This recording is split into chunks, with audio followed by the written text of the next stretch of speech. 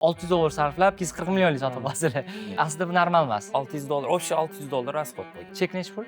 8 milliondan. 8 milliondan va auditoriyasiz sotdinglar. Ya'ni Onamiz bilan nimaga bordik? Magazinga kiyim olishga.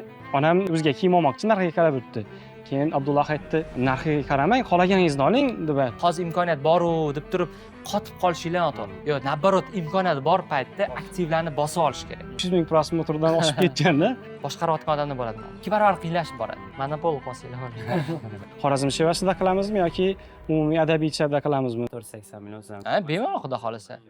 Hammaga assalomu alaykum. Bugungi tahlilimizda Xorazm bozorini o'sha media sohasidagi liderlari bo'lgan aka-uka Po'lat aka va Abdulloh akalar bilan suhbat qilamiz va 3 xil yo'nalishda zapusk qilayotgan, undan tashqari SMM marketing loyihalari bor va juda ham tez ravishda o'sayotgan insonlar va xudo xolasa ularni zaprosdan kelib chiqib, zaprosga yechim berishga harakat qilamiz. Xush kelibsizlar. O'zingizlar haqingizda ozgina tanishtirib olsanglar, loyihalar shular bo'yicha. Assalomu alaykum. Biz Xorazmdan Mani ismim Abdulloh, men ismim Po'lat, ukam Abdulloh. Xorazm bozorida shu SMM marketing sohasida ish olib boramiz. Undan tashqari o'zimizning mentorligimiz ham bor va ikkita zapusk bo'yicha sizni mentorligingizdan keyin ikkita zapusk bo'yicha уже proyekt ham olganmiz va ularni ham stabil olib boryapmiz, xudo xolasa. Zo'r.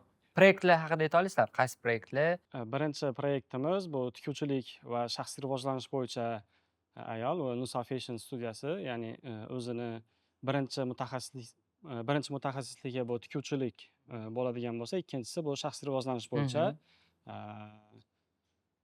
Ikkinchi proyektimiz bu kulinariya bo'yicha, ya'ni uni yangi boshlaganmiz, xudo xolasa. Uchinchisi o'zlarimizni mentorligimizni qilganmiz. Birinchi potokini qildik, xudo xolasa ikkinchi potokini endi boshlab olganmiz yaqinda. Zo'r. Endi qolganlarga men bilaman, qolganlarga tushuntirish uchun aytaman. Sizlar o'sha o'tgan yil oxirida mentorlikda o'qib va o'sha marketing SMM bo'yicha o'zingizlar mentorstvelarni Xorazmda qildinglar va nechta odam yozildi? 20 ga yaqin, birinchi potokada 20 ga yaqin yozildi, hozirgisida 30 ga yaqin. Zo'r. 20 ga yaqin. Chek nechi pul? 8 milliondan. 8 milliondan va auditoriyasiz sotdinglar. Ya'ni o'zingizlarning auditoriyalar yo'q edi. Bu zo'r, ya'ni o'sha mentorstvani o'zida. Xo'p, ikkinchisi bu o'sha tikuvchilik bo'yicha necha pullik zapusk bo'ldi? Oxirgisi 90 mingdan oshdi. 90 mingdan oshdi. 81 ming edi, keyin 90 mingdan oshib ketdi. Undan oldin 81 ming edi. Keyingisi 90, oxirgisi 91 minglik bo'ldi. Zo'r. Tikuvchilik bo'yicha juda zo'r natija. Xo'p, kulinariya bo'yicha qanaqa bo'ldi? Kulinariya bo'yicha hozir birinchi potokidan faqat offline qilyapmiz, onlaynni hali qo'shmadik. Offlaynda 50 tadan oshdi odam. Chek 900 mingdan. 900 ming. Bu birinchisi, xudo xolasa. Keyingilarni hozir asosiy fokusni auditoriya yig'ishga va auditoriyani qizdirishga qaratyapmiz. Ekspert, mediada endi o'zingizlar olib chiqdinglar. Blogi bor edi, lekin juda kichkina va deyarli yuritilmasdi. Hozir asosiy fokusni uni qizdirishga va auditoriyani yig'ishga qaratyapmiz. Zo'r. Xo'p, asosiy zapros nima? Ya'ni misol uchun qaysi holatda tochka rosti ko'rasizlar yoki misol uchun o'sha o'sish uchun nimani zapros sifatida bugun tanlaymiz? Zapros sifatida o'zimiznikini tanlasak, o'zimizni hozir 30 ta odam olganmiz. Deyarli individualniy podxod qilamiz, ya'ni har bitta odam bilan individual ishlashga harakat qilamiz. Keyingi nimamiz, уже 30 dan nariyog'ini ko'rmayapmiz. Offlaynda. Уже keyingi nimalarni qanaqa bo'lishini sal o'ylanib turibmiz. Onlayn qo'shsak bo'ladimi yo bo'lmaydimi hali. Faqat bilasiz, Xorazm bozorida, Shevada sal baryer bor. Xorazmning o'zidan boshqa joy deyarli tushunmaydi. Faqat Xorazm o'ziga sotishimiz kerak. Onlayn qilib sotsak bu, ya'ni yaxshimi yoki yomonmi? Onlayn qilsak ham Xorazm Shevasida qilamizmi yoki umumiy adabiy ichida qilamizmi? Shu savollar. Zo'r. Tushunarli bo'ldi. Unda buni kiramiz, yana aytavering qolgan. Bundan tashqari уже agentlik masalasi. Masalan, hozir 10 ta proyekt bor. Biz proyektlarni kamaytirib, asosiy fokusni o'zlarimizga mentorlikka qaratganimiz yaxshiroqmi yoki ularni ham olib borganimiz yaxshimi, biroto'la shular bo'yicha уже Zo'r. Uni ham u haqida aytib bering, misol uchun agentsiyada hozir nechta proyekt bor, ular nima ish qiladi? Agentsiyada hozir 10 ta proyekt bor. Aha. SMM shaxsiy brend aralash proyektlar. Aha. Chek nechi pul? Chek 1000, 1200 ming yarim aralash. Aha. 1000 1200 dan. Aha. 1000 yarim 1500 ham. Ha, 1000 1500. Aha, zo'r. O'rtacha. Xo'p, demak, bu yerda o'rtacha оборот 10 ming, 15 ming, 12 ming atrofida, to'g'rimi? Zo'r. Endi zapuskda 3 ta loyiha bor. Bu mentorlik, bu ikkinchisi kulinariya, uchinchisi bu tikuvchiligi. Bu 3 ta yo'nalishdagi bor va hop, sizlar vaqtinglar qanaqa? Misol uchun bo'lishib olganmisizlar proyektlarni yoki qanaqa? Sizlar qayerga ko'proq fokus qaratyapsizlar? Asosiy fokus hozir hamma joyda bizda. Ha. Nima qanaqa org struktura qanaqa? Misol uchun sizlardan tashqari yana kimlar ishlaydi, xodimlar, qancha katta komanda? Operator, 2 ta montajyor, keyin grafik dizayner, targetolog, keyin 2 ta PM bor. 2 ta PM bor. Ha. PMlar bu asosan agentligiga qaraydi, loyihalarga qaraydi. Ha.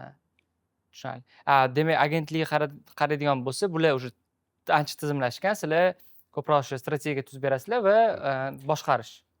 Bitta minus tomoni bor, hali 2 ta PM unaqa ishimizni olib qo'ygani yo'q hali. Aha. To'liq olib qo'ygani yo'q. Aha. Endi hali investitsiya sifatida qarayapmiz-da ularga. Aha. Biz kurslarni olib berganmiz, endi o'qib, endi bir yana bir 2 oydan keyin natija berib boshlasa kerak deb o'ylayapmiz. Yaqinda boshladinglar ular bilan ishlashni. Aha. Zo'r. Xo'p, endi давайте unda misol uchun ko'ramiz. Bu birinchi zaпрос bu mentorlik, zapusklar yo'nalishi, ikkinchisi bu agentlik. Agentlikda marjinaliz qanaqa? Marjinaliz hozir umumiy xodimlar oyligi va arendaga $2000 oshiqroq pul chiqadi. 2,5 deb hisoblasak bo'ladi. 2,5. Demak 8-9 ming atrofida bu yerda qoladi. Masshtablash qanchalik yana masshtablashtirsa bo'ladi? Bunda masshtablashni ko'rolmayapman. Hozir 10 ta loyihani sifatini ushlab turish ham ancha qiyin bo'lyapti. Qiyin. Zapuskni o'ziga masalan hozir kulinariyada onlayn qilishimiz kerak, lekin fokus qaratib bo'lmayapti. Kassev qilish kerak, progrev qilish kerak, unga sal vaqt yetmayapti. Onlayn produktni qilmoqchimiz, чтобы ko'proq sotish uchun. Bitta yeri bor, u kulinariyada 30 dan ko'p odam olib bilmaydi offlaynda. Shuni minusi bor, limitimiz bor. Lekin buni onlayn qilib masshtablashtirsa bo'ladi. Boshqa viloyatlarga ham sotsa bo'ladi bemalol. Zo'r. Xo'p, bu yerda bitta variant bor, bu shundoq qoldirish, ikkinchi variant chekka oshirish, lekin 10 tadan ko'paytirmaslik loyihalarni. Chekka oshirsa qanchalik tayyor auditoriya? Yo'q, chekka oshirsa bo'lmaydi. Sababi hali to'liq hozir o'rtacha $1000 hozir ko'taramiz desak, уже nima qilishadi? O'zlari ham bera olmaydi-da ular. Mashina bo'lishib olsanglar bo'lmaydimi? Misol uchun aytaylik, baribir mana hozir bu yerda sizlar anchadan beri ishlab kelganlar uchun bu yoqda bilasizlar-da, nyuanslarini, qayerda muammo bo'ladi, qayerda anaqaga uchraydi va o'shaning uchun ham hozir PM qo'ygansizlar, lekin baribir PM ham nazorat qilmaydigan bo'lsa, ertaga proyektlarda muammo kelib chiqadi. Bu yoqda ish ko'proq hozir. Misol uchun o'sha kazdevlar, analizlar bor, lekin buni ham xuddi shunaqa sal yo'lga tushirib olsanglar, proyektlarni misol uchun stabil yo'lga tushirib oladigan bo'lsanglar, botga ham PM qo'yib, qarab turish kerak. Ya'ni ish tabiiy bor, lekin misol uchun ikkalanglar ham bitta joyga vaqtlarni sarflab, yana bu yoqqa qaytib pajar o'chirish bilan vaqtinglar o'tib ketib qoladi-da. Chunki misol uchun mana qarasa borda, mas'uliyat baribir bitta odamda bo'lgan yaxshi-da. Qanaqadir zadacha bo'lsa va misol uchun u ba'zi holatlarda bo'lishi mumkin. Siz o'ylashingiz mumkin, misol uchun Abdullo qilib qo'yadi-da buni deb o'ylashingiz mumkin. Siz akamlar bu narsani yaxshiroq biladi deb o'ylashingiz mumkin va qaysidir holatda bu effektivness tushirishi mumkin-da. O'shani tushunaman. Bu yerda men o'ylayotganim, kimga misol uchun aytaylik, ya'ni оборотlar hammasi bir xil bo'laveradi. Ya'ni bu degani ichiga kirmaysizlar degani emas. Misol siz agar zapusk bo'lsa, bunga ham qo'shilasiz tabiiy. Lekin mas'uliyat bitta odamda. Ya'ni javobgarlik bitta odamda bo'lishi kerak. Misol uchun loyihalar bilan ham gaplashayotganda, PMga nazorat qilayotganda, ichki hamma narsani bitta odam bilishi kerak. Lekin umumiy uchrashuv, loyihalarni o'stirish bu etapda birgasizlar. Ya'ni shunda men o'ylayman, bemalol ulgurasiz, chunki sizlar ya'ni ikki xil emas, ikkita insonsizlar-da, ya'ni ikkita bemalol masshtab juda katta emas. Chunki bir o'zi agentlik qilib tam 15-20 ta loyihalar bilan ishlaydiganlar bor. Bir o'zi zapusklarni qiladiganlar bor-da.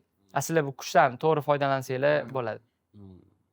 Ya'ni birinchi etapi bu o'sha agentlik. Mayli, bu hozir agentlikni chekini ko'tarish imkoniyati bo'lmasa, mana shu holatda PMlarni yaxshi anaqa qilish kerak, rivojlantira olish kerak. PMni rivojlantirish uchun siz PMni tashlab qo'ymasligingiz kerak. Mana proyekt senga mana shu proyektni nima qilib bo'lsa ham olib kel. Yo'q, unda hech qachon rivojlanmaydi. Ya'ni uni o'stirish uchun siz baribir masalan zadachalarni ko'rib, feedback berib, qila olmaydi qaysi joylarda yordam berib, o'zingiz ichida bo'lishingiz kerak va sizni ishingizni ko'rish kerak u. Masalan, siz olib keldingiz, mana bu ishlarni qilganman, sen ham shuni qil desangiz qilib bera olmaydi. Lekin u ko'zi bilan ko'rsa, masalan, qanaqa siz perigorga boryapsiz, qanaqa syomkani ustida turibsiz, qanaqa gaplashyapsiz klient bilan. Ko'rgandan keyin уже bo'ldi. Ko'rdi, keyingi safar siz bormasangiz ham o'zi qilib keta oladi. Ya'ni tabiiy boshda sal kerak bo'lsa, project manager komandaga odam olasizlar-ku, mas'uliyatli vazifa. Aksariyat odamlar shunaqa paytda butun mas'uliyatni berib qo'yadi-da, tabiiy u qila olmaydi.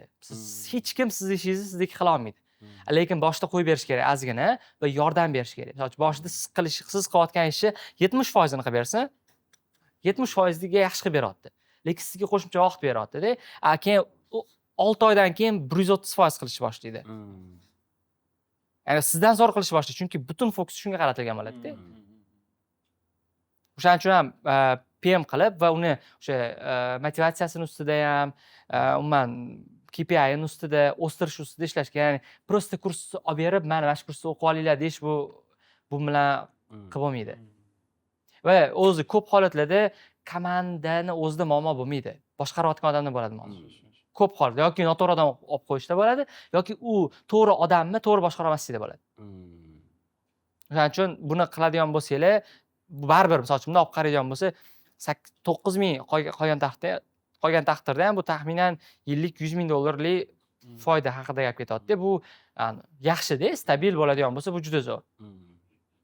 Endi misol shunaqa formatga ketaveradi. Endi men misol marketing bo'yicha hozir shug'ullanmayman, o'shaning uchun bu bo'yicha chuqur kira olmayman. Zapusklarga keladigan bo'lsa, nimaga bu kerak? Mana bu produktni sotishingiz uchun bu bo'lishi shart. Misol uchun siz marketing SMM sotasizmi, mentorlik, sizda loyihalar bo'lmasa sota olmaysiz.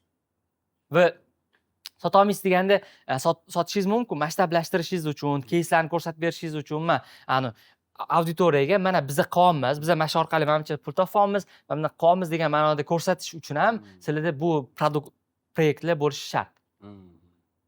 Va o'zingizlar ham ozgina aralashishlar kerak-da. Chunki sizlar o'rgatayotgan narsalarni tushuntirib berishinglar kerak-ku. Nima o'rgatyapsizlar va qayerdan olsizlar u insightlarni. O'shaning uchun ham bu yerda mentorlikda o'sha SMM manaqa bo'yicha bular bo'lishi shart va bu katta anaqa qiladi, yordam beradi. Agentlikka vaqt kerak ozgina. Agentlikka vaqt kerak deganda polni topshirishganmi? Polni emas, endi biza fokusimizni ozgina u yerdan olib, o'zlarimizni mentorlikka qaratish uchun. Yo'q, fokus boshdan olmasligi kerak. Tarbiyalar tayyor bo'lmaguncha olmasligi kerak. Chunki hozir olasiz-ku, mana bu yerdan proyektlar chiqib ketish boshlayib qoladi-da. Shu proyektlar chiqib ketgandan keyin bu ham chala bo'lib qoladi. O'shaning uchun anaqa qilmasligi kerak. Ya'ni baribir ustida turib nazorat anaqa bo'lishi kerak. Tahlilni shu joygacha ko'rib kelayotgan bo'lsangiz, bu video sizga foydali bo'lib kelyapti va sizni qaysidir muammongizga yechim berayotgan bo'lishi mumkin. Mana sizga ajoyib taklifim bor. Agar siz ekspert bo'lsangiz, zapusklar bilan shug'ullanib kelayotgan inson bo'lsangiz yoki kelajakda o'zingiz zapusklarni qilish rejasi bo'layotgan va qanaqa qilishni bilmayotgan bo'lsangiz, men sizga 2,5 oylik amaliyotga asoslangan onlayn va offlayn formatdagi mentorlik dasturimni taklif qilaman. Bu dastur ekspertlar va prodyuserlar uchun zapuskni A-dan Y-gacha o'rgatadigan va amaliyotga asoslangan asoslangan dastur hisoblanadi. Ya'ni siz o'qish boshlagan vaqtingizdan boshlab zadachalaringiz bo'ladi va o'qish tugagungacha zapuskingizni amalga oshirsangiz bo'ladi. Bunda biz sizga amaliy yordamlarni ham beramiz. Ushbu mentorlik dasturida bozordagi o'zini sohasining liderlari o'qib chiqishgan. Dastur haqida to'liq ma'lumot, dastur sizga to'g'ri keladimi yo'qmi, buni bilish uchun opisaniyada havola qoldirganmiz. O'tdan ro'yxatdan o'tsangiz bo'ladi va dastur haqida to'liqroq ma'lumotni o'sha veb-saytdan yoki menejerlardan ham olsangiz bo'ladi. Xo'p, endi mentorlikka keladigan bo'lsa, xo'p, общий qanchalik sotuv qilish, xo'p, mana hozir birinchisi 15 ta, hozir 30 ta qatdan yig'dinglar? 30 ta O'zi qanaqa bo'ldi, masalan, birinchi patok, o'zi bozor qanaqa ishlar bo'yicha ham aytib bersangiz? bozor juda bo'shligini o'zi birinchi Aha. potokda bilib oldik. Aha. Sababi nol rasxod shu paytda 3000 ta odam bor edi. Meni profilimda ukamnikida 2000 ta edi. Stories progress va influencerlardan trafik olib O'zlarimiz proyektlardan. sotdik. Adashmasam lead forma berib 70 ta yo 80 tacha lead oldik. 20 tachasiga sotib qo'ydik shuni o'zini. O'zlarimiz faqat gaplashib. Birinchi potokda shunaqa bo'ldi. Yana qisqa muddat ichida adashmasam 1,5-2 hafta ketdi. Shu nimaning ichi o'ziga. Qo'yil. Bozor juda ham kattaligi. Juda ham katta. Ha. Ikkinchisida уже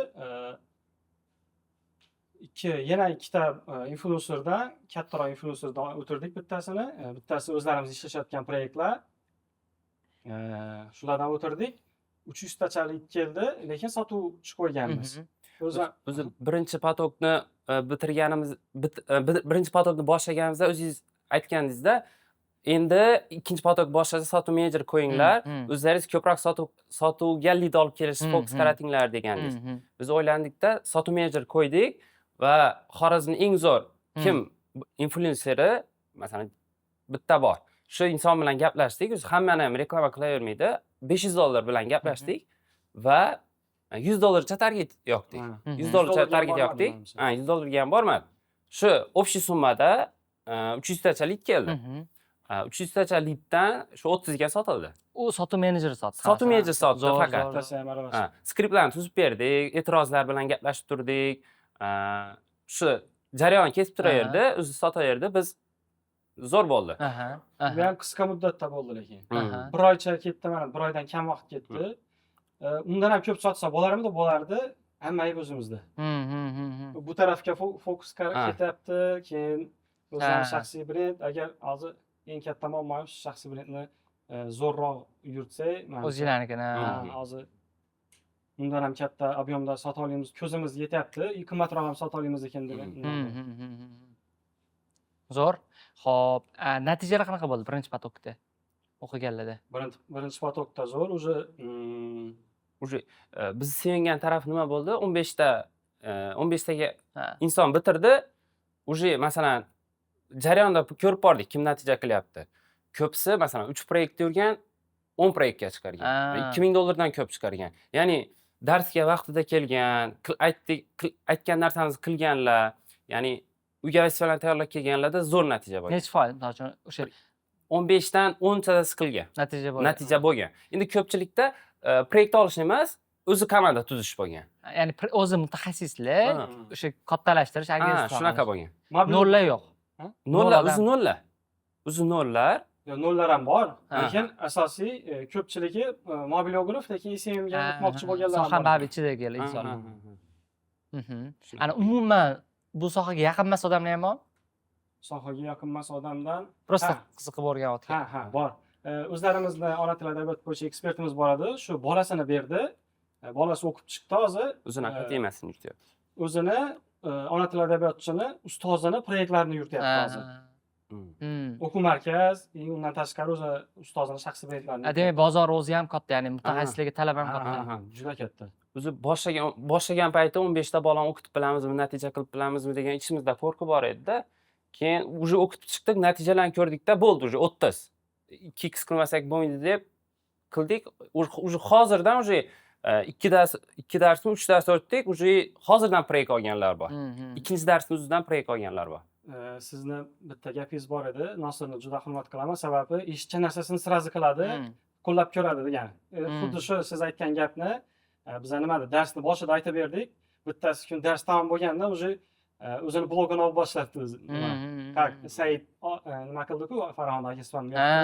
Xuddi shunaqa formatda aytib berdikda, xuddi siz aytgan gapingizni Humo aka mana shunaqa deganda, shu Nosir degan bola bor, bozorda to'p hozir. O'zi bir ikkitasi o'zi shunaqa qilib o'zi kontent olib boshlab, bitta proyekt olib olgan. proyekt olganlar. Zo'r, qoyil. Yangi potokda. Bu necha pullik bo'ldi shunda? 30 ta odam, oxirgi zapusk 8 milliondan 30 tasi nechta bo'ladi? 260 million bo'ladi. 260 million, ha. 240 bo'ladi. 240. Sotuvchiga 4% qo'yganmiz.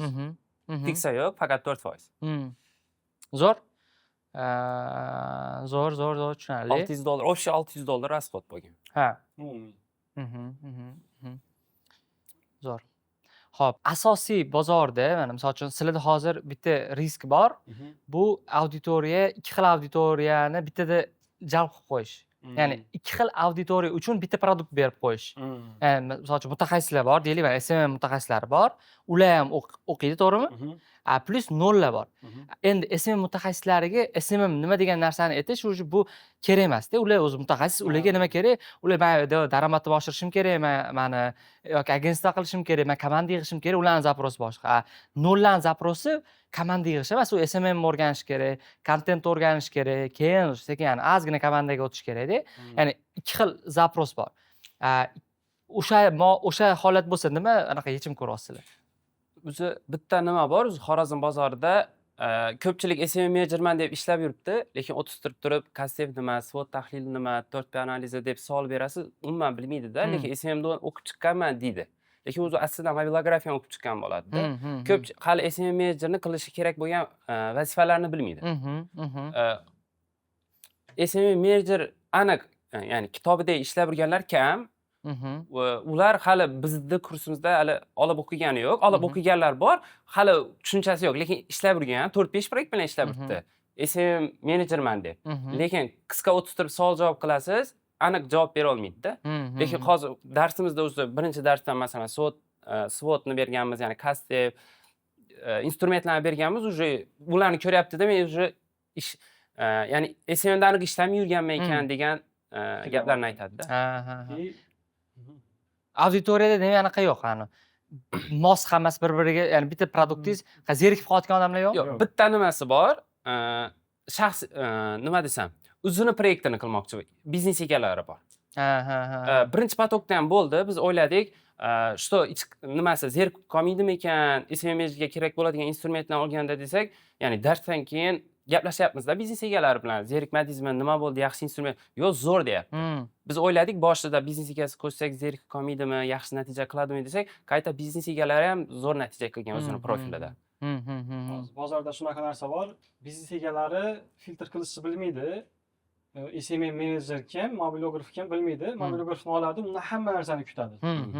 Undan kontent plan ham kutadi, strategiya kutadi, hamma narsani kutadi, lekin u bergan kutuvini ola olmaydi va shu bilan almashtirib yuraveradi.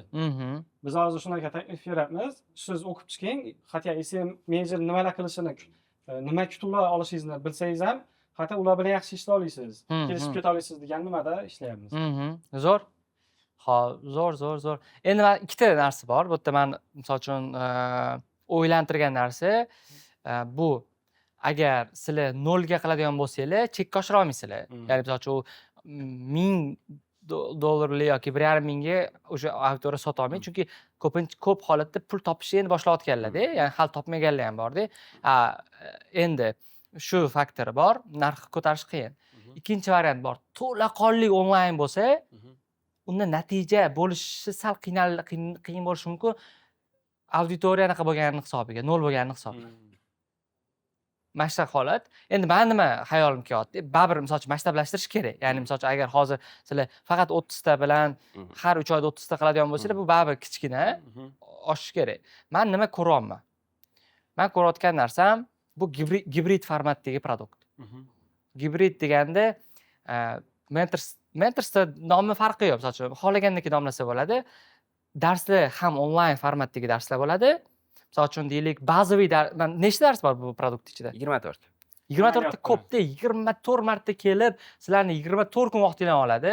Bitta narsani qaytarishinglar kerak bo'ladi va qaysidir darslar bor, ularni misol uchun o'zi sizlar dars qilib zapis qilib qo'ysanglar, ko'rib kelsa yaxshiroq. Misol uchun deylik, bitta produkt bor.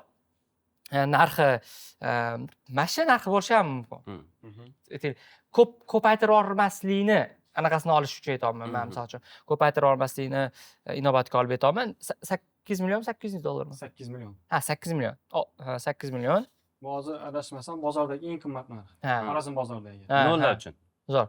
8 million. Endi 8 millionlik narxda 24 ta dars 2 oy bo'ladi. Har cherizdan.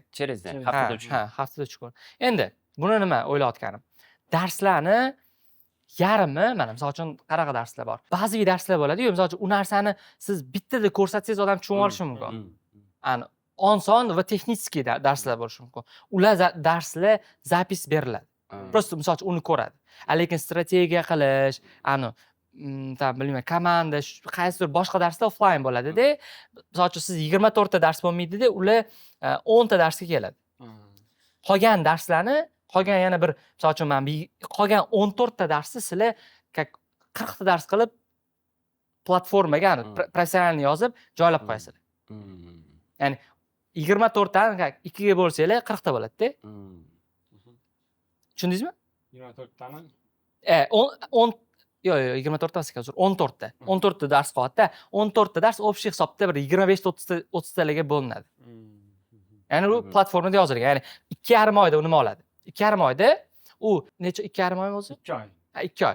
2 oyda u taxminan haftasiga bitta dars keladi. Qolgan payt platformadagi darslarni ko'rib keladi.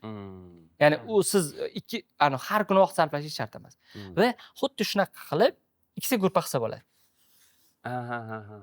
Misol uchun 30 dan, chunki ko'payib ketmasligi hisobiga 30 ta guruhga aytaylik, sizda darsingiz bor dushanba kuni, 30 ta guruhda darsingiz bor, aytaylik, seshanba kuni.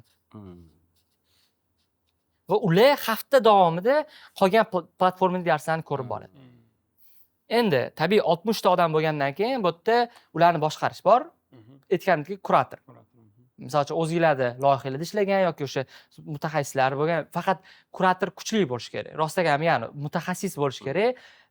Ko'proq pul berasiz kuratorga, lekin sizni katta vaqtingiz olib beradi, tejab beradi. Shu bizda hozir ikkita PM bor-ku, shu bitta PMni kurator qilib qo'ysak bo'ladi. Vaqti bo'lsa, agar uspet qilsa, o'zi eng zo'ri ikkalasiga ham bittadan kurator bo'lishi kerak, yurtpayi. Chunki mana sizlar hozir sizlarga bu agar har 30-60 ta odam bo'lsa, har kuni o'sha mayda savollar bilan chiqaveradigan bo'lsa ham o'sha vaqtinglar yetmay qoladi-da.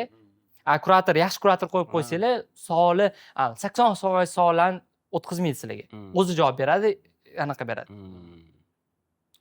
Sizlar ishinglar nima bo'ladi? Mana shu offline darslarni zo'r o'tib berish, ish topishga yordam berish, qanaqadir nima deydi, proyektlarni topib berish bo'lishi mumkin, kontent qilish bo'ladi, produkt ustida ishlash bo'ladi, nazorat qilish bo'ladi kuratorlarni. Ya'ni 60 ta qiyin emas. Masalan, 60 ta qiyin emas. Offline gibrid formati bo'lsa yaxshiroq. Chunki agar sizlar hozir 60 ta odam ikkita guruhga qilib har 2 kunda bir dars bo'lsa, shu har kun darsinglar bo'ladi. Bu zeriktirib yuboradi. Bitta nima o'ylantirayotgan narsa ham bor. Ya'ni biz boshida konsept qilib ko'raylikmi yoki to'g'ridan-to'g'ri o'sha keyingi potokda shu narsani boshlasak bo'ladimi? Ya'ni o'zi ko'p odamga onlayn yoqmas, kelib. Endi qarang, bu siz qanaqa podacha qilishingizga bog'liq. Misol uchun agar siz podachada bu onlayn darslar, sen onlayn dars ko'rasan desangiz, u kelmasligi mumkin. Bu to'ldirilgan narsa. Ya'ni misol uchun qanaqa podacha qilsangiz shu narsani oladi ular. Hozir aytaylik, o'sha zamon bizni xolisimi yo'q, onlayn zamondamiz. Agar media sohasidagi odam onlayn dars ko'ra olmasa, u soha mutaxassisi bo'la olmaydi. Men o'shaning uchun ham sizlarga hozir to'liq onlaynga o'tib ketinglar demayman. Nimaga? Chunki 0 odam uchun men 10 ta dars nima kerak? Prosta u ko'rib turib, his qilish uchun kerak, bo'ldi, boshqa uchun emas. His qilish kerak, kelib turib, mana shunaqa mutaxassislik ekan, sizlarni ko'rish kerak, motivatsiya olish kerak, savollarga javob olish kerak. Shuning uchun kerak. Qolgan darslarni bu anaqada ko'rish kerak platformada. bu bemalol ko'ra oladi. Hozirgi kunda umuman muammosi yo'q. Oson o'zinglar hisoblab chiqasizlar. Misol uchun o'sha Kazdev darslarni yoki analiz darslarini onlayn qilmaganlar yaxshi. Chuqur dars. Lekin misol uchun oddiy dizaynlarni ChatGPT da qilish. Любой odam qila oladi, onlaynda ko'rib o'rgana oladi. Yoki qanaqadir kontent yozish. Nabarot, bu darsni siz onlayn berganingiz yaxshiroq, chunki o'tirib, fokus qilib, anaqa qiladi. Ya'ni qayta ko'ra oladi-da. Ya'ni men ham oldin shunaqa o'ylardim. Qanchalik ko'p soat bersam, shuncha foydali bo'ladi deb o'ylardim. Qancha ko'p bo'lsa. Birinchi, masalan, men zapusk bo'yicha mentorstalarimda birinchisida menda xuddi shunaqa bo'lgan. 60 ta, ikkinchi mentorstada 60 ta odam va ular ikki guruhga bo'lib har kun dars o'tganman. 24 ta dars bo'lgan. 24 ta darsda qarayman. Har kuni bitta narsani takrorlayman-ku doim. Va juda katta energiyam olib qo'ygan. Ular bilan misol uchun men o'zim ishlashim kerak. Keyin nima qilganman? Bo'ldi, ikkita guruhni birlashtiraman. Chunki dars jarayonida farqi yo'q. Ikkita guruhni birlashtirib, ikkita guruhga o'tganman. Qaysidir darslarni alohida o'tib berganman. Va keyin qarayman, qaysidir darsda keraksiz umuman. Umuman keraksiz. Prosta raqam uchun 24 ta kerak emas deganman-da, kamaytirganman. Dars 20 ta qilaman deganman. Keyin 20 ta qildim. Keyin sizlar potoklarda уже 10 ta bo'ldi. Menimcha sizlarda nechta edi? Birinchi potokdami? Sizlar o'qigan, yo'q, menda o'qigan potoklarda. Sizlar har yakshanba dars keldinglarmi yoki yakshanba? Sizlardan boshlab уже o'zgardi-da. Sizlardan boshlab mana oldingi haftasiga 2 marta dars o'tardim, keyin haftasiga 1 marta plus platformani qo'shdik. Platformadagi darslar. Ya'ni hech kim kelib nimaga darsingiz kam, men kamroq to'lasam bo'ladimi demadi. Shu. Ya'ni narx oshirdik, lekin offline dars soni kamaydi. Offline dars soni kamaygan bo'lsa ham natijalar kamaymadi. O'zlaringiz ham yaxshi effekt olganmiz. Har kun, chunki ba'zi paytda motivatsiya tugab qoladi. Misol uchun sizlarni har 2 kunda bir ko'rsa bor, ani qo'pol qilib aytsa, haybatinglar ham tushib ketadi-da. Ya'ni bir oydan keyin, aka, men yordam bera olasiz, stolni olib bering, shunaqa bo'lib qoladi-da. Nabarot ustozlarni qilib turgani ham yaxshi-da. Ya'ni sog'inib kelsa, darsga yaxshiroq bo'ladi-da. Shunda 480 million. Keyingi potokda 480 million o'zimiz. Bemalol xudo xolasa. 480. Endi bu produktni o'zi deylik. Endi nima anaqa bo'lish kerak? Endi sizlar o'ylashinglar kerak bo'lgan narsa produkt ichidagi takliflari. Misol uchun mana produkt ichida nima oladi? Misol uchun ilk kerak bo'lsa qanaqadir master klasslar qo'shib beringlar. Men boshqa spikerlarni ham yig'ib, Xorazmdagi boshqa tanishlarni qilib bor-ku, ularni ham yig'ib, qanaqadir ular ham motivatsiya, chunki baribir boshlang'ich odamga motivatsiya ko'proq kerak-da. Tushuntirib, anaqa bersa yaxshi. Aytgandek offerlari, ya'ni mana bitta narsa yechim topish kerak, eng muhim narsa. Nima qilishimiz kerak? Biza 60 ta odam o'qisa, 60 ta odam ishga joylashishi mumkin holatda o'ylashinglar kerak-da. Ya'ni sizlar eng katta zadachangiz shu bo'lishi kerak. Eng katta. Nima qilsak, biza 60 ta mutaxassis chiqazamiz bozorga. Ular 60 tasi, to'g'ri 60 tadan 60 ta chiqmaydi, bu aniq. Lekin 50 tasi chiqsa, o'sha bo'ldi, 50 ta odam chiqsa, aniq keyin safar hammasi bitta o'rtog'i keladi sizlar oldinglar. Hammasini. Ko'radi, chunki mana pul topyapti, naqotdi deydi. O'shaning uchun produkt ichi, masalan, sizlar kerak bo'lsa o'sha xizmat sotish, kerak bo'lsa bilmayman qaysidir paytlarda productioninglarni bilmayman berib tursanglar ham bo'ladi. Ya'ni arzonga yoki aytsanglar bo'ladi. Короче, mana shuni gamifikatsiya qilsanglar zo'r. Mana masalan uchun deylik, ball qo'yasizlar. Har bitta o'quvchiga kelganiga, masalan uchun ball oladi, kelib vazifani bajarganiga ball oladi. Hamma aytganinglar o'sha hammasini qilayotgan odam ball olib boradi va ichidan aytasizlar, eng zo'r ball olgan 2-3 ta odamni biz komandaga olib qolamiz. Va eng zo'r ball olgan yana masalan 2 ta odamga biz 1 oylik anaqa texnikalarimiz, xizmatlarimizni bepulga berasizlar, bera olamiz. Ya'ni qaysidirga biz borib xizmatini sotishga yordam beramiz. Bu nimaga yordam beradi? Bu produktda o'sha yutishga harakat qiladi hamma. Tabiiyki hamma harakat qilyaptimi, natija hammada yaxshiroq bo'ladi. Ichmashi sizlarni ko'proq o'ylantirish kerak bo'lgan narsa. Prosta dars o'tib bera olmayman-ku, men hammasini tushuntirib bera olmayman, u yetarli emas. yoki hamma nimadir savol bilan kelsa, savoliga javob bera olmayman-ku deyishlar shart emas. Chunki kurator javob berishi mumkin bo'lsa, sizlar nima qilasizlar vaqt harakat qilib? O'sha narsani o'ylaysizlar, o'sha offeringlar kelib chiqadi keyin. Endi yana nima qilish kerak desanglar, bu shaxsiy brend o'zingizlarnikini ustida ishlash. Bu ham qisqa muddatda ham, uzoq muddatda ham eng yaxshi natija beradigan instrument. Nimaga? Birinchidan hozir bozor sizlarda raqobatchi kam, bozor bo'sh bo'lganligini hisobiga men bitta reklama yoqib $600 sarflab $240 sotib qo'yasizlar-da. O'zi aslida bu normal emas-da, ya'ni 240 millionlik sotib qo'yasizlar. Aslida bu normal emas. Ya'ni boshqa joylarda bunaqa qilish qiyin. Toshkentda misol uchun ancha qiyin. Viloyatlarda hozir imkoniyat bor, lekin sizlar endi hozir imkoniyat bor-u deb turib qotib qolishinglar noto'g'ri. Yo'q, nabarot imkoniyat bor paytda aktivlarni bosib olish kerak.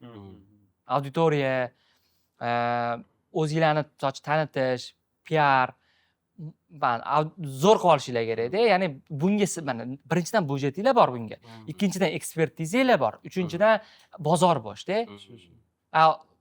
Qolganlar chiqish boshlasa 2 barobar qiyinlashib boradi. Hozir ochilib $500 ga reklama bergan bo'lsanglar, endi yana kimdir boradi. Men $700 ga qilib bering deydi. O'shani hisobiga to'xtashga haqqinglar yo'q-da. Endi shaxsiy brend nimaga yordam beradi? Shaxsiy brendinglarni qilsanglar, misol hozir qanchadan auditoriya bor sizlarda? Menda 5000 bo'ldi, sen 3000 Ha. Deylik, misol uchun 30 mingga olib chiqdinglar. Bu nimaga yordam beradi? Birinchidan, agentsiyalarda chekka oshirib beradi. Ya'ni nimaga misol uchun Asror akada narx eng qimmat bozorda shaxsiy brend bo'yicha? Bizda shaxsiy brend. O'zlarida shaxsiy brend zo'r-da. Ya'ni o'zlar hamma birinchi o'ylaydi, ha, misol uchun Asror o'zida zo'r-ku deydi. Ya'ni bu katta faktor. Sizlar ham misol uchun shaxsiy brend borligi bu sizlarning o'zingizlarni anaqanglarni ko'tarib beradi. Xorazmda misol tadbirkor, qaysi tadbirkorga borasizlar, ko'rsatasizlar mana. Va o'zi ko'rib keladi aytgancha. Misol uchun tabiiy bu chekinglar oshishiga olib keladi. Tabiiy misol uchun va o'chirt bo'lishga olib keladi. Ya'ni siz shaxsiy brend qolsizlarmi, o'chirt bo'ladi. Mana shu joyda men bitta o'chirt juda muhim. Mana shuni e'tibor qaratinglar. Sizlarda har doim o'chirt bo'lishi kerak. O'chirt bo'lmasa, target yoqinglarda o'chirt qo'yib qo'yinglar. Xudoga shukr yaxshi, o'chirt yaxshi. Sababi o'zi 10 ta loyihada natija yaxshi bo'lganligi sababi ularning networkingi sababli yaxshi keladi. O'chirt bo'lishi kerak, chunki qaysidir odam misol proyekt to'xtatadigan bo'lsa, menda o'chirt bor deysiz, ketgani anaqa qilmaydi. Ketishni xohlamaydi hech kim. Shu. Lekin bitta yer ham bor, hozir chiqishadi. Masalan, 2 kunda bir chiqishadi proyekt ishlaysizlar. Hozir SMM loyiha olmaymiz, faqat shaxsiy brend olyapmiz. To'g'rimi, to'g'ri. O'zi yo'nalishimizni iloji boricha shaxsiy brend zapusк qilmoqchimiz. SMMni to'xtatibdi. Qanaqa proyekt olish kerak deymi? Xo'p, katta proyektlar olinglar ko'proq. Ya'ni sizlar yordam bersanglar qaysidir proyektga, u biznes kattaroq summa topadigan bo'lsa, sizlarga ko'proq pul to'la oladi. Masalan, hozir qo'pol qilib aytsa, 4 ta sartaroshi bor bo'lgan sartarosh xonani olib turib, 1000 zo'r qilib bersanglar ham, o'zi chegaralangan topadigan puli. Masalan, o'zi 4000 3000 topadigan odam bo'lsa, maksimum 5000 ga chiqadi-da.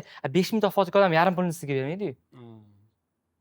Lekin bilmayman qanaqadir zavod bo'lsa, o'zi ham 100 ming topadi, siz uni bitta o'sha SMM bilan 120 ming topish olib chiqdingiz. Qo'shimcha 20 ming daromad olib chiqdingiz. 5 ming ham olsangiz bo'ladi unda.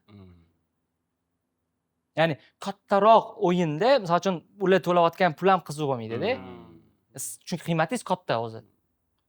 Kattaroq proyekt chiqsa ham uni yuritish ham yengil bo'ladi-da. Yengil bo'ladi, to'ppa-to'g'ri. Budjeti bo'ladi, ularni tushunadi. Mayda proyektlarni har oy o'ylaydi-da.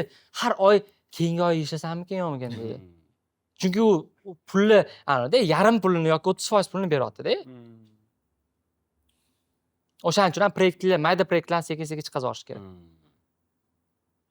Chiqasish kerak deganda shogirdlarga beringlar. Shuncha odam o'qiyapti. Va даже ulardan ham protsent olsanglar bo'ladi. Hozir konsultant bo'la olasizlar, yaxshi shogirdlardan. Har bitta sizlar savoli bo'lsa sizlarga keladi, proyektlar o'zingizlar o'tkazasizlar va masalan sizlar proyektlarni olib berishga yordam berasizlar ham. 20% yoki 15 qanchadir foiz olsanglar bo'ladi. Ularga ham yaxshi, chunki tepasida sizlar turibsizlar, bemalol qila oladi ko'p narsani. Prosta ko'zinglar qilmayotgan bo'lsa-da. Ya'ni o'shaning uchun bu bunga yordam beradi. Ikkinchidan, manba iloji boricha faqat blogdan sotuvga sekin o'tish kerak. Ya'ni auditoriya yig'ilsin, sizlarni tanisin. Misol top of mind bo'la olinglar, misol uchun Xorazmni tanisin yoshlar uchun rol model bo'lish kerak-da. Hamma misol uchun bularga o'xshash xohlayman degan narsa bo'ladigan bo'lsa, bu natija ham yaxshiroq bo'ladi ertaga o'qiydiganlarda. Reputatsiyani hisobiga va sizlar reklamani sotish uchun reklama qilib o'tirmaysizlar. Sizlar reklamani faqat trafik olib kirish uchun yoqasizlar. Trafik olib kirgandan keyin ozgina progress qilib, o'quvchilarni ko'rsatib, shu orqali sotganlar yaxshi. Progress zo'r-da, misol uchun zo'r instrument. Trafik qoladi-da o'zingizlarda. Ertaga 30 ming, keyin 50 ming, 100 ming, 100 ming qolsanglar bo'ldi-da. Hamma taniydi-da, to'g'rimi Xorazmda? Shu, hamma taniydi. Hamma taniydi. Shuni hisobiga shunaqa format qilish kerak va misol uchun bu yerda agar auditoriya yig'a oladigan bo'lsanglar, har zapusda faqat ishinglar auditoriya olib kirish bo'ladi va yana bitta narsa YouTube ga qaratinglar e'tibor. Baribir asosiy auditoriya Xorazmda va siz savol berdingiz-ku, biz o'zbek tiliga o'tganimiz yaxshimi yoki xorazmcha qolish kerak? Chunki sizlar mana O'zbekiston bozori nimaga zo'r bozor? Chunki O'zbekiston bozoriga ingliz odami kelib produktini sota olmaydi. Ruslar kelib sota olmaydi. Chunki til baryeri bor-da bu yerda. Tilni hisobiga ham o'zbek tilini bilish bu juda katta ustunlik beradi-da. Sizlarda ham xuddi shunaqa-da. Masalan, sizlarda aytaylik, o'sha Xorazm tili borligi ham ustunlik-da o'zi aslida. Qoraqalpog'istonda ham xuddi shunaqa-da. Qoraqalpog'istondagi bolalar o'zbek tilida kontent qilgandan ko'ra bozorini egallamagan-ku hali. Siz misol uchun butun bozorni egallab endi tugadi bu bozor desangiz, keyin chiqsangiz bo'ladi-da. Bu bozorni yopib. Nechta million aholi bor? 2 milliondan oshadi, 2,5 million. 2 million aholi bor-da. Katta bozor-da bu. Monopol qolsanglar bo'ladi. Chunki 0 odam ayniqsa, manaqada simpatiya sizlarga bo'ladi. Toshkentdagi ko'rayotgan, Instagramda ko'rayotgan odamga bo'lmaydi. Chunki sizlar bir xil tilda gapirasizlar, bir xil insonsizlar, o'sha yerdan chiqqansizlar, ko'rib tura olmaydi sizlarni, borib gaplasha olmaydi. Bu ustunlik. Yaqinlik bo'ladi. Yaqinlik bo'ladi. Shuning uchun bu men o'sha o'zingizlarning xorazmchada bo'lgani yaxshi. Oson, ularga ham oson-da, o'rganish oson bo'ladi. To'g'rimi? To'g'ri. Shuning uchun bunga qaratish kerak va YouTube ham xorazm tilida ko'ringlar. Bormi o'zi YouTube'da xorazmchada gapiradiganlar? Umuman yo'qmi? Podkast qiladiganlar bor, SMM bo'yicha. Yo'q, SMM emas, boshqa sohalarda. Boshqa sohalarda bor. Shu podkastlar bor-da. Ingliz tilchilar bor faqat. Hozir xorazmcha gapiradi. Xorazmcha gapiradi. Prosmotrlari yaxshimi? Jaya zo'r emas, lekin o'rtacha 1000, 2000 bo'lsa kerak. Mana. Sizlar qanaqa paytda ushlashinglar kerak, deymi? Sizlar mana Shahar Dolimovlar, masalan, mana birinchi kontentlarni bilasizlar, to'g'rimi? Norvegiyada yurgan paytlaridagi yoki misol uchun mana shaxsiy rivojlanish bo'ladi-ku mana. Sen maqsad qo'yishni o'rganish, qanaqadir odam mas'uliyat olishni o'rganish, hayotini to'g'rilash, dangasalikdan qutulish, mana shunaqa sferadagi kontentlar, bu umumiy kontentlar va shu orqali odamlar sizlarni taniydigan bo'lsa, juda katta anaqa bo'ladi. Nima deydi? Simpatiya bo'ladi va keyin sizlar sohillar qiziq bo'lishni boshlaydi ularga. Sizlar B точка sifatida ko'ra oladigan bo'lsa. Shu. SMM haqida YouTube'ga video qo'ysanglar, prosmotr yig'maydi.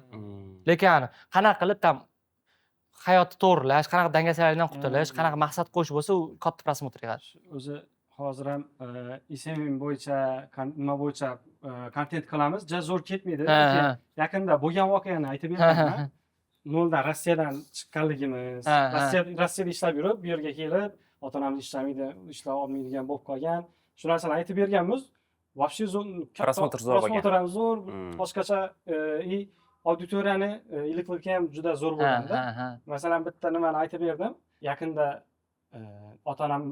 onamiz bilan nimaga bordik, magazinga kiyim olishga. Keyin ukam onam nimani narxiga qarayapti, hamma narsa narxiga qarab, o'ziga kiyim olmoqchi, narxiga qarab yuribdi. Keyin Abdulloh aytdi, narxiga qaramang, qolaganingizni oling deb aytdi. Yoqqanini oling, narxiga qaramang. Keyin o'zi o'ylanib qarasam, bu gapni biza SMMga yangi kirgan paytimizda piyoda yurib, proyekt qarardik-da ko'chalari. Shu paytda aytganmiz, shunaqa ishlashimiz kerak. Ota-onam bilan magazinga, u joyga, qayerga borganimizda narxiga qaramang, xohlaganingizni oling deb aytishimiz kerak deganmizda, lekin maqsad qo'yganmiz.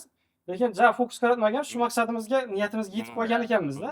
Keyin oxirida aytdim, endi xudo xolasa dadam bilan avtosalonga kirsang, dada narxiga qarab o'tirmang, xohlaganingizni oling deb aytilgan niyat qilib qo'ydik deganmiz. Shuni o'zi bir 300 ming prosmotrdan oshib ketganda. Chunki rostdan shu narsa odamlarga qiziq va yetkazib beradigan narsa shu-da. Chunki mana havas sizni mutaxassisligingizga havas qilmaydi-da odam. Nol odam uchun siz SMMchimisiz, siz treydermisiz, siz o'qituvchimisiz farqi yo'q. U uchun siz qanaqadir natijaga erishayotgan, u orzu qilayotgan hayotda yashayotgan, qanaqadir mas'uliyatni olgan, ota-onasiga yaxshilik qilayotgan shunaqa inson bo'lib gavdalansangiz, ya'ni shunaqasizlar o'zi, shu narsani yetkazib beradigan bo'lsanglar, keyin soha qiziq bo'lish boshlaydi. O'zi mana oldin agar e'tibor beringlar, yoshligimizda, misol uchun, odamlar sohaga qarab turib soha tanlamagan. Voy, mana bu sohada mana bunaqa ish bor ekan. Yo'q, qaysidir odamga qaraydi-da, qaysidir qarindoshimiz, boy qarindosh bo'lsa, men ham shunaqa bo'laman. Qaysidir obro'si bor bo'lgan tanish bo'lsa, men ham shunaqa mashkasbligi bo'laman deydi. Ya'ni odamga qarab kasb assotsiatsiya bo'lganda. Xuddi shunaqa, mana sizlarni ko'radi odam, zo'r bilan aka-ukalar, misol uchun, zo'r ketyapman, havas qiladi, yaxshi ma'noda, keyin nima ish qilishar ekan o'zi bo'ladi deydi. Mana bunaqa qilamiz. Ertaga, misol uchun, keyinchalik boshqa sohani ham qo'shsanglar bo'ladi. Ya'ni sizlar dars o'tmaysizlar.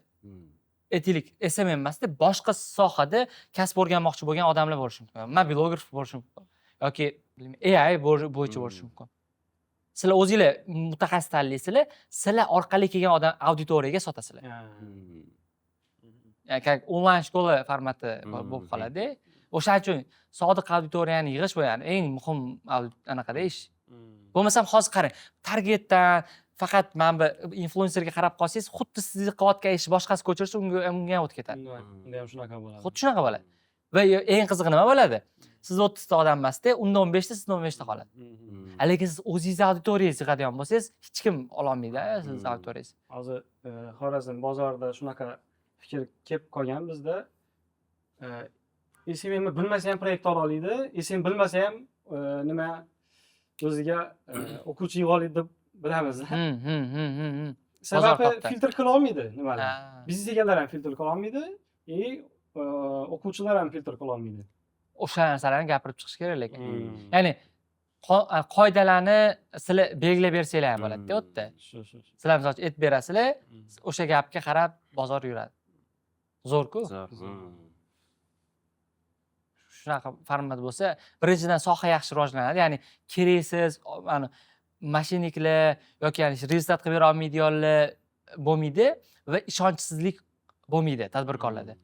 Ya'ni tadbirkorlarda ishonchsizlik bo'lmasa, bu bozor juda tez rivojlanib ketadi. Lekin tadbirkorlar SMMchga olaversa, hammasi parod qiladigan bo'lsa, bo'ldi, ishonmay qo'yadi-da. Ozgina shunaqa nima bo'lib qolgan lekin Xorazmda hozir. O'zi bu Toshkentda ham bo'lgan, bu hamma joyda bo'ladigan narsa-da. Shunaqa format bo'lsa endi men o'ylayman yaxshi. Bu kontent faqat. Ya'ni sizlar asosiy ko'proq vaqtingizni sarf etadigan narsalar bu kontent bo'lishi kerak. O'zlarimiz uchun. O'zingiz uchun kontent.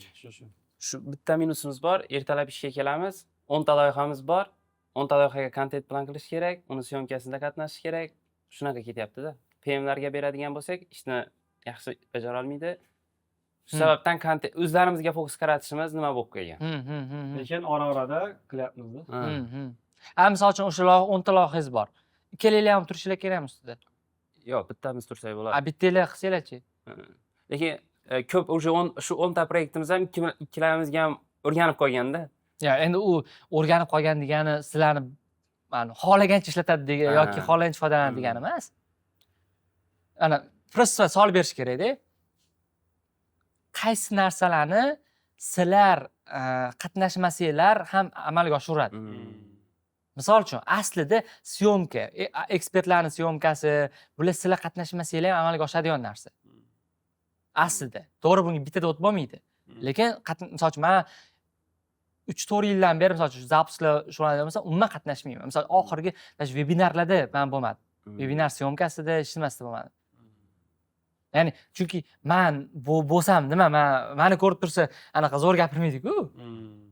Prosta u nima gapirishni bilsin, unga to'g'ri feedback beradigan odam bo'lsin, to'g'rilab turadigan va natija xohlagandek natijali kontent bo'lsin. Endi yana qaysidir shunaqa zadachalar bor. Hozir hamma zadachangizni o'zi nima qilishingiz kerak, deymi? Hamma zadachani yozib chiqasizlar mana. Bir hafta davomida qiladigan hamma ishlarni yozib chiqasizlar. Misol uchun ertalab borib birinchisi bo'lishi mumkin, eshikni ochish bo'lishi mumkin. Eshik ochish. Ikkinchisi bo'lishi mumkin, bilmayman, stullarni to'g'rilash bo'lishi mumkin. Deylik. Uni qanaqa yoziladi, deymi? Har kuni nima ish qildingiz, sraz yozib qo'yasiz. Ana o'ylab o'tirsangiz, mayda zadachalar ko'rinmaydi-da, men u ish qilmayapman-ku deysiz. Har kun, misol uchun, keyin uchinchisi bo'lib kontentlarni ko'rib berishingiz mumkin. To'rtinchisi aytaylik syomka. Qancha vaqtingiz ketdi syomkaga? Aytaylik, syomkaga komandani oldingiz, operator, montajyorlarni o'zingizlar mashinangizga oldinglar, ularni kutdinglar, 1 soat vaqtingiz tayyorgarlikka ketdi, olib bordinglar, 1 soat vaqtingiz ketdi, u yoqqa 30 minut ular anaqa qildi, tayyorladi. Tayyorlagandan keyin bu yoqda ekspert kelib, ekspert bilan 1 soatgina syomka qildinglar, yana bularni kutib o'tirdinglar, 30 minut hamma narsani qaytardi va orqaga qaytdinglar. O'zi aslida sizlar mammitda keraksizlar maksimum. Ular eng anaqa holati, sizlar borishinglar kerak, hammasi tayyor bo'lgan bo'lishi kerak. Ekspert kelgan paytda bo'ldi, turib berasizlar, bo'ldi. Boshlang'ich etapida. Keyin o'sha yerda turishni ham to'xtatish kerak. Keyingi etap, bilmayman, misol uchun yana qaysidir zadachalar, o'tirdinglar, misol uchun strategiya bo'yicha. Strategiya qildinglar. Keyingisi misol uchun aytaylik, 6-inchisi yana xuddi shunaqa syomka ketdi bu yerda. Bu yerda yana xuddi shunaqa syomka ketdi. 7-inchisi aytaylik, ekspert bilan uchrashuv bor. Ekspert bilan uchrashuv bor. Endi bundoq qarang, keyin kech payt yana qanaqadir boshqa zadachangiz bor-da. Bundoq qaraysizda, kuningiz o'tdi. Endi qaysi birini sizdan amalga oshadi? Eshikni ochmasangiz bo'ladimi? Bo'ladi, любой bitta yordamchiga aytasiz, eshikni ochadi. Buni topshirish kerak.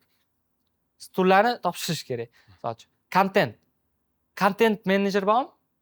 PMga berasiz. PMga o'rgatib qo'ysanglar, cloud o'zida qilib tashlaydi. Boshda o'rgatasizlar, lekin keyinchalik sizdan zo'r qilib bera oladi. Prosta ishonchli bola bo'lish kerak-da. Buni ham topshirsanglar bo'ladi. Men bichasini olib qolasizlar, qolgan bichasini topshirasizlar. Strategiya bu sizlarniki. Buni topshira olmaysizlar. Chunki buni topshiradigan bo'lsangiz, o'sha proyekt topshirdinglar degani. Ya'ni strategiya bu sizlar o'tirib, qanaqa qilamiz bu proyektda, qat'iy qarab ketamiz, qaysi reklama ishlatishimiz kerak degan narsa. Buni topshirmaysizlar. Men buni ham topshirasizlar. Ekspert bilan uchrashuvni topshira olasizlar? Yo'q, bu topshirilmaydi. Bu ham topshirilmaydi. Mana shu ikkita sizlarni o'zi zadachanglar bir kundagi. Shoslar, men bilan qolganini topshirsa bo'ladi. Ya'ni siz tushunishingiz kerak, mana misol uchun, siz sarflayotgan vaqt o'zini qanchalik oqlaydi. Balki qaysidir proyektingiz bor-da, misol uchun sizga $8 beryapti va u bilmayman, bir oyda sizni 20 soat vaqtingizni oladi. Eng muammo qiladi, katta kutuv qilib yuboradi, asab bizarliklar bo'ladi-da. Va siz o'sha 30 soatingizni agar siz mentorstvezga yoki zapusga qaratsangiz, ana proyektdan 20 barobar ko'proq pul olib keladi. Buni aniq qila olishinglar kerak-da, o'lchab olishinglar kerak. O'lchab olishinglar kerak. Keyin, misol uchun, keyin vaqt qoladi sizlarda. Vaqt qolgandan keyin nima qilasizlar? Endi syomka qilasizlar. Endi syomka vaqt ajratasizlar. O'ylashga vaqt ajratasizlar. O'ylash bo'lsagina keyin kontent bo'ladi. O'ylamasanglar kontent bo'lmaydi. Mana misol uchun, men o'zim holatimda misol keltirib beraman. Menda ham oldin shunaqa misol uchun YouTube videolar bunaqa stabil chiqmagan. Mana hozir o'sha razborlargacha yetib keldi. Bu o'sha ancha anaqada, nima deydi, yaxshi bosqich. Nimaga? Chunki mani nima deydi, qiladigan ishlarni ko'pini, misol uchun, mana Shodiyor bolalar olishdi-da. Ya'ni u haqida men o'ylamasam ham bo'ladi. Ya'ni misol protsesslar ketaveradi, ish ketaveradi, anaqa ketaveradi. Meni o'ylaydigan narsam nima? Men faqatgina o'sha boshda strategiyani ko'rib beraman, keyin men asosiy hozirgi kundagi ishim bu dars o'tish bilan bu content creation. Ya'ni men content maker. Chunki bu ishni qilib bera olmaydi-da. Kimdir olib kelib qo'ysa, olib kelib qo'yib gapirtira olmaydi bu yerda. Lekin boshqa juda ko'p narsani topshirsa bo'ladi. Endi natijaga ham eng katta ta'sir qiladigan narsa bu content. Content bo'lsa, tabiiy hamma ish osonlashadi. Sotuv ham osonroq sotadi sotuvchi. Kurator qiynalmaydi. Pul yaxshi tushadi sotib bo'lgandan keyin. Hammasi osonlashadi. Bu nima deydi? Bu richak deydi-da buni.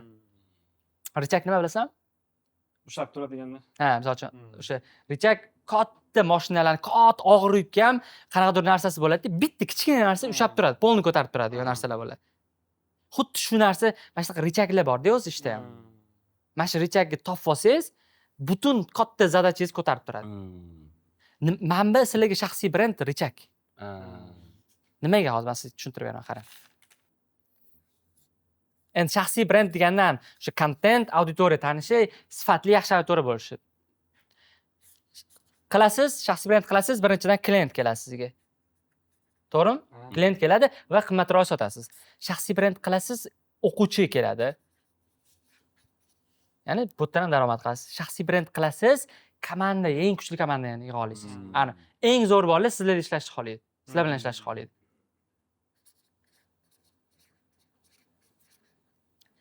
Shaxsiy brend qilasiz, misol uchun aytaylik, siz ertaga joylarni arzonroq ola olasiz. Ofisingizni yaxshiroq joyda qila olasiz. Nima deydi? Networkingingiz yaxshiroq bo'ladi-da. Bu deylik tashkiliy ishlarda ham sizga osonroq bo'ladi. Tam reklama chiqishi mumkin qaysidir payt. Muammosi yo'q. Katta, krupniy yaxshi kompaniya bo'lsa, bu yerdan ham tortsangiz bo'ladi. Ya'ni ketaveradi, xuddi shunaqa. Misol uchun, eng muhimlari shular lekin. Eng muhimlari shular. Mana shu narsalar hammasi, lekin buni qilmasangiz, ya'ni content qilmasangiz, bular kelishi sekinlashadi juda ham.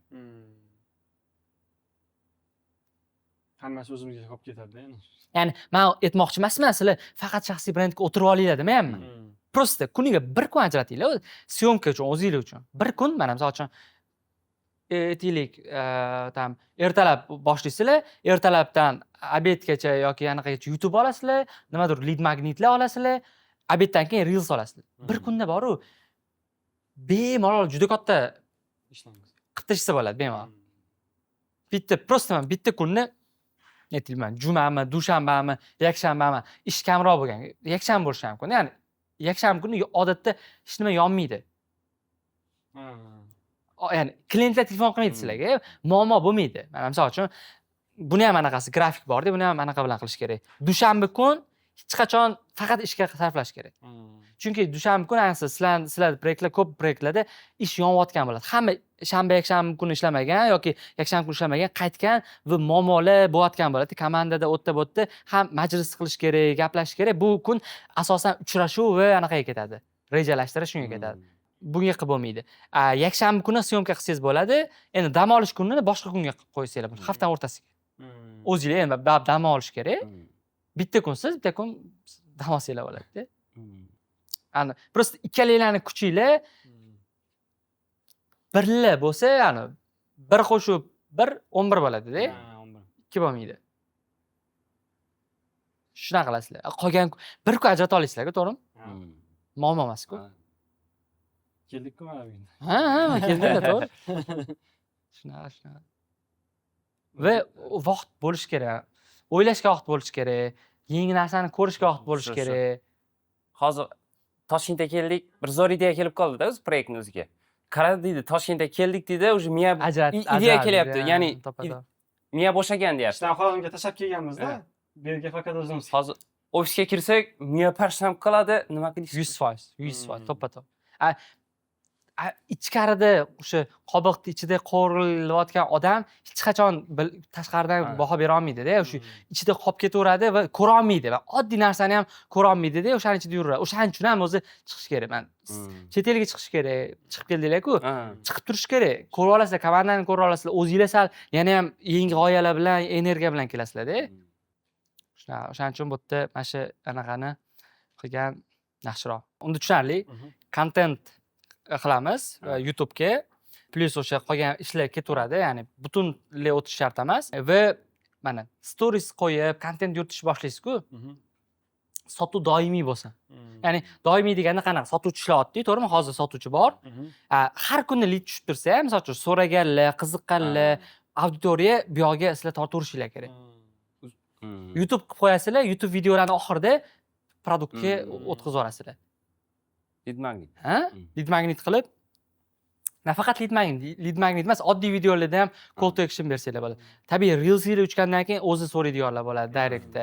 Misol uchun mana bunaqada sizlar qilishinglar kerak bo'lgan narsa bor-da. Misol uchun birinchisi bu progress, ikkinchisi bu content, reelslar, YouTube, direct bilan to'g'ri ishlash, lead magnetlar, instrumentlar. Mana buni AI qilib bera oladi. Mana buni AI qilib bera oladi. Mana buni AI qilib bera oladi. Mana buni AI. Ya'ni qilib bera oladi deganda sizga shunday yozib bermaydi. Ancha ishingizni yaxshilatib beradi.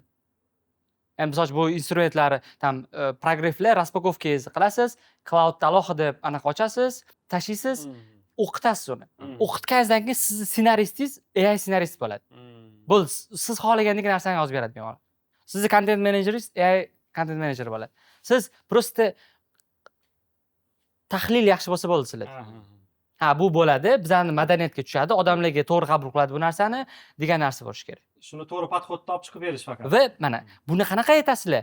AI o'zi yozib beradi deganda, sizni AI ekspertli narsalarni yozib bermaydi. Siz tezda berasiz. Misol uchun, men bugun mana bu narsani aytmoqchiman, o'shani upakovka qilib menga anaqa ber. Ya'ni buni yordam sifatida zo'r foydalansa bo'ladi. Bunga ham lead magnetga ham ishlaydi. Ya'ni o'shaning uchun bu sizlar bu narsani hozir AI agentlar chiqyapti-ku, xuddi shunaqa xodim qilib qo'yishinglar kerak o'zingizlarga. O'zingiz qanchadan foydalanasiz? Cloud. Ha. Cloud hozir biz ham AI agent qilamiz. Shunaqa. Bu chastlarni qilib, ketma-ketlikda beradigan bo'lsangiz, ancha ishinglar oson bo'ladi. Progressga qiyin-da, nima yozaman ekan deb o'ylab o'tirsanglar, 2 soat vaqt ketib qoladi-da, yozib, qo'yib anaqa qilishga. Bundan ancha osonroq bo'ladi. Xuddi shunaqa Telegram polni yuritib, kontent orqali har kuni lead tushadi, sotuv bo'ladi, prosta kutib turadi u. O'sha boshlangan paytda hammasi darslarni boshlaydi. Lekin hozir 2 oydan birtaku hozir bizda foto. Ha? Oyning boshida tushgan oxirigacha Turadi. turadi. Bemalol turadi. Bizda turadi, u 2 oy, 3 oy ham kutadi. Prosta man qachon turadi deymi? Sizni ko'rib tursa turadi. Sizni har kuni ko'rib turish kerak. Storiesda, kontentingizni ko'rib turish kerak. Ha. Esdan chiqib qolsangiz уже bo'ldi. Sovib qoladi. O'shaning uchun bu yerda muammo bo'lmaydi. Endi komanda aytdingiz, komandani motivatsiyasi bo'yicha boshda so'radingiz. Bu yerda qanaqa? O'z haftalik uchrashuvlar bormi? Yo'q. Ha, haftalik uchrashuv bo'lishi kerak. Ya'ni bu shart bo'lgan narsa. Ya'ni montajyor, Hamma. operator, Hamma bilan haftalik uchrashuv. Uchrashuvda, misol uchun, to'liq qayerga qarab ketilayotganligi, loyihalar, mana u bitta qanaqadir chuqur mavzuda emas, misol uchun, qaysidir muammoni hal qilinmaydi u yerda. Uchrashuvda, misol uchun, ham aytaylik, PM chiqadi, o'zini rejalarini o'tgan hafta nima ish qildi, bu hafta nima ish qiladi. Video operator montajyor o'tgan hafta nima ish qildi, bu hafta nima ish qiladi. Yangiliklarni aytasizlar, misol uchun, mana bunaqa qilyapmiz, mana bunaqa qilyapmiz va komanda ajralib qolmasligi kerak-da, ya'ni hamma faqat o'zini muammosi bilan yursa, gaplashmaydi, hech kim bilan gaplashmasa, motivatsiya tushadi. Lekin bitta komanda u bo'lsa, gaplashib tursa, misol uchun o'sha PMlar gaplashib tursa, sizlar ko'rib turadigan bo'lsa, unda doimiy ishga bo'lgan anaqasi yaxshiroq bo'ladi. Va buni planyorka deydi. Buni anaqa qilsanglar ham bo'ladi. Misol uchun o'zi bitta buni o'zi tushuntirib berganman. Komanda bo'yicha darsda, o'sha darsni bitta ko'rib olishinglar kerak. Planyorkani qanaqa o'tish ko'rsatib bergan. Ya'ni har dushanba kuni aytaylik soat 9 da ish boshlanadimi, 10 dan farqi yo'q. Ish boshlangan paytda 1 soat faqat shunga sarflaysiz har hafta. Hamma kelish kerak. Bitta yaxshi hammani anaqasini ko'tarib olib, ruhiyatini keyin ish boshlanadi. Bu bittasi, ikkinchisi bu team buildinglar. Team building bo'lish kerak. Team building deganda bu prosta mafiya o'ynashinglar mumkin komandagilar bilan. Prosta birga ovqatlanishga chiqishinglar mumkin hamma bilan. Prosta futbol o'ynashinglar mumkin. tam haykingga chiqishinglar mumkin qat'iyadir. Birga marafon yugurishinglar mumkin. Ya'ni komanda birlashadigan o'yinlar bilmayman, counter bo'lishi mumkin yoki anaqa FIFAmi o'tirib qolmasligi kerak faqat. Ya'ni har kuni biz faqat counterda birlashamiz emasligi kerakda. Bu qanaqadir haftasiga nechidir soat. Ya'ni bu birlashtirib hammani, ya'ni odam ertalab turgandan keyin ishxonaga borishim kerak degan narsa bo'lishi kerak. Yaxshi ko'rib bo'lishi kerak, ya'ni. Blin, yana bugun ishda degan narsa emasligi kerak. Shunday qiziq bo'ladi. Aniq bo'ladi. Ikkinchisi, uchinchisi bu birga bir suhbatlar. Birga bir suhbat kamida bir oyda bir marta komanda a'zolari bilan birga bir nechta xodim bor sizlarda ishlaygan? Hozir 9 ta. 9 ta bemalol qila olasiz. Ya'ni 9 ta odam bilan bir oy davomida birga bir suhbat, hammasi bilan bittada. Siz kim bilandir yaxshi chiqishadigan bo'lsangiz, siz ular bilan olasiz 4 tasini, bular 5 tasini. Qanaqa suhbat? Ani ish bo'yicha anaqa emas, o'zi nima qilyapsan, qayerga qarab ketyapsan, alohida, masalan, iloji bo'lsa ko'chada yurib yoki qaysidir kafeda o'tirib, umumiy jarayon qanaqa, nima bo'lyapti, oilang tinchmi, hech qanaqa anaqang yo'qmi, kamchiliging yo'qmi, nima ko'ryapsan o'sishni, qayerga qarab ketyapsan, polniy gaplashib, ochuvchasi gaplashish kerak. Ya'ni sizlar 9 odam bo'lgani uchun sizlar bemalol o'zingizlar primoy gaplasha olasizlar-da.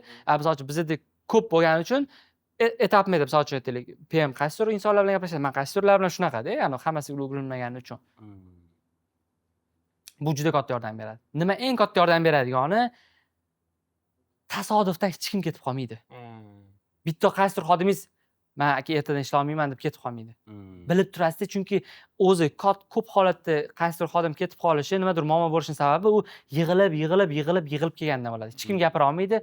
U o'zini xayolida nimadirlarni o'ylaydi, nimadir muammo yaratib yuboradi va oxir oqibat bitta siz oldingizga kelib, men ketdim. Shuni hisobiga ham siz agar birga bir hamma bilan gaplashadigan bo'lsangiz, unaqa narsa bo'lmaydi. Va yechim bera olasizda ularga. Qaysidir paytda shu muammosiga yechim berasiz va ularga обязательный yo'l ko'rsatib berishingiz kerak, daromadni oshiradigan. Faqat sizlar misol uchun o'zingizlar emasda, ular qanday nima qilish kerak, daromad oshadi. Nima qilish kerak, ko'proq pul topadi ular ham. Va qaysi zadachalarni qilish kerak. Ya'ni ularda har doim keyingi etapga chiqishga yo'l ko'rinib turishi kerak. Aniq bo'lishi kerak. Va yana bittasi bu o'zingizlar ko'proq o'rganishinglar kerak. O'zingizlar o'ssanglar, ular eng ko'p narsani sizlardan o'rganadi-da.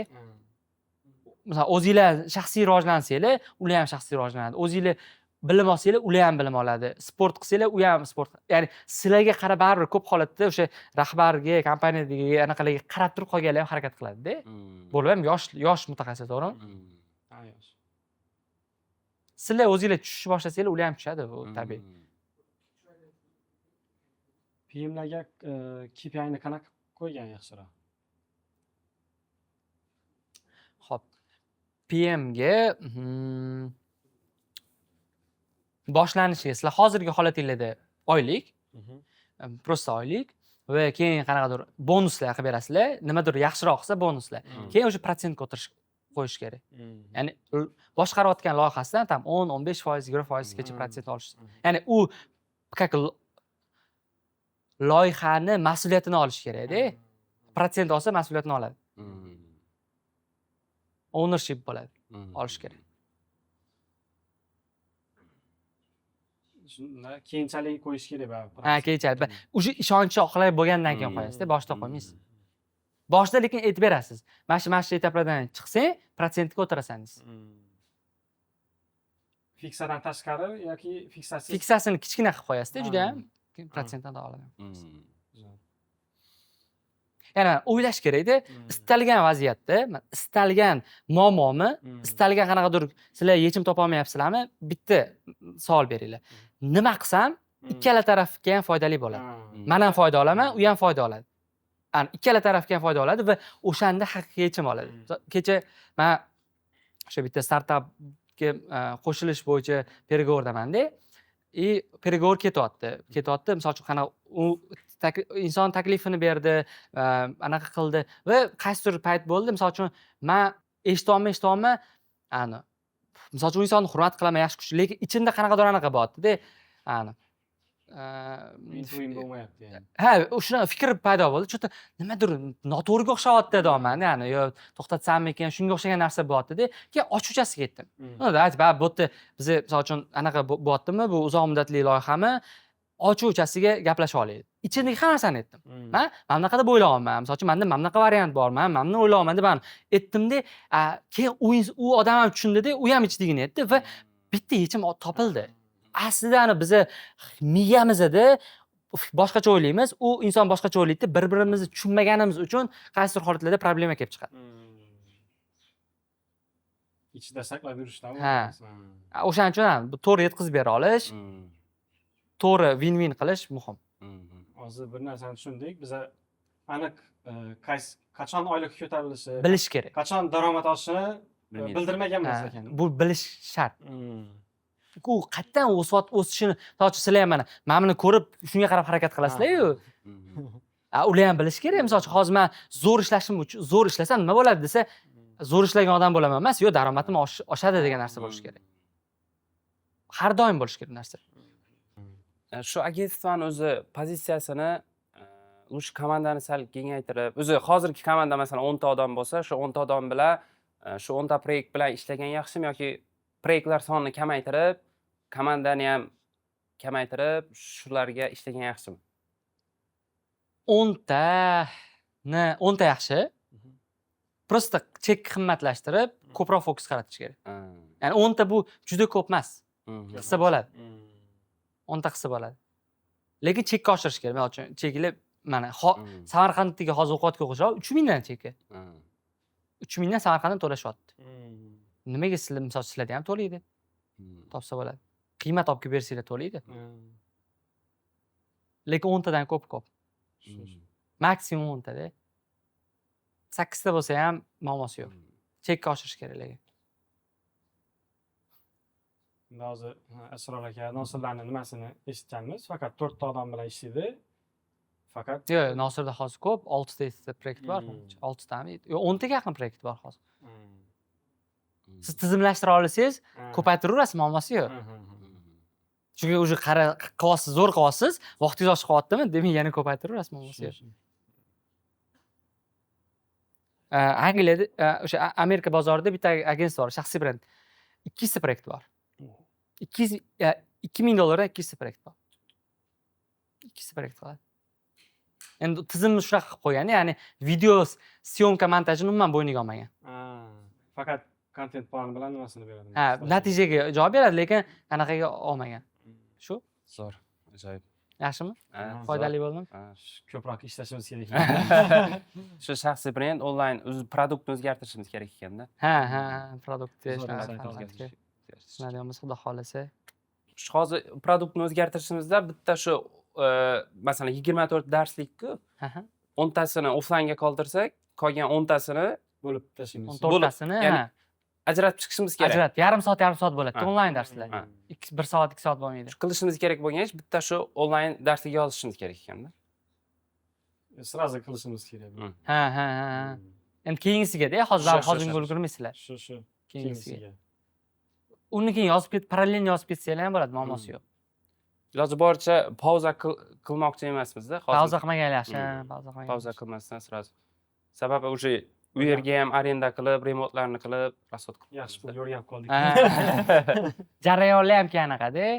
Jarayonda ham kursga boradigan bo'lsangiz, ko'proq sotib bo'ladi. Xo'p, nimalarni qilamiz? Qanaqa xulosalar? Birinchi shaxsiy brendni yuritib boshlaymiz. Birinchisi shu shaxsiy brendni telefonga boshlasak, xudo xolasa, keyin shu produktimizni o'zgartirishimiz kerak. Keyin tikuvchi ayolnikiga aniq sotuvchi qo'yib, skriptlarni tuzib qilishimiz kerak. Blokni o'zida sotishimiz kerak. Blokni o'zida sotishimiz kerak. Xodimlarning motivatsiyasi bo'yicha keyin aniq qayerga borishini, qanday o'sishini va haftada bir marta uchrashuv qo'yishimiz. Eng zo'r yoqqani nima bo'ldi-da? Ish tartiblarini birinchidan yozib chiqib, kim qiladi, kim ishtirok etishi kerakmi, kerak emasmi va endi biz ikkimiz ishlarni ajratib olib, kim qiladi, kim qilmaydi, mas'uliyatni olib shunaqa qilganimiz bo'lar ekan. O'zimiz ishtirokimizsiz qilib bo'ladigan masalani xodimlarga topshirib, o'zimiz qiladiganini qilish faqat. Zo'r. Eng zo'r olganimiz shu. Produktni ham o'zgartirganimiz zo'r bo'ladi, xudo xolasa. Zo'r. o'zi o'ylanib miyada nima bo'layotgandida, chegara bo'layotganda hozir 30 ta odam bitta dars o'tib ko'rdik, o'zi 2-3 soat bo'lib ketyapti darsni o'zi. Keyingi safar 40 odamga o'tish ne variant? Onlayn produkt qilamizmi? Shunaqa bo'layotgan. Hozir уже buni qiladigan bo'lsak, xudo xolasa 60 taga bemalol chiqsak bo'ladi ekan. Zo'r. Bo'ldi, bunda xudo xolasa. Mana shu etap bo'yicha ketma-ketlikda Xudo xolasa. bo'ldi, rahmat.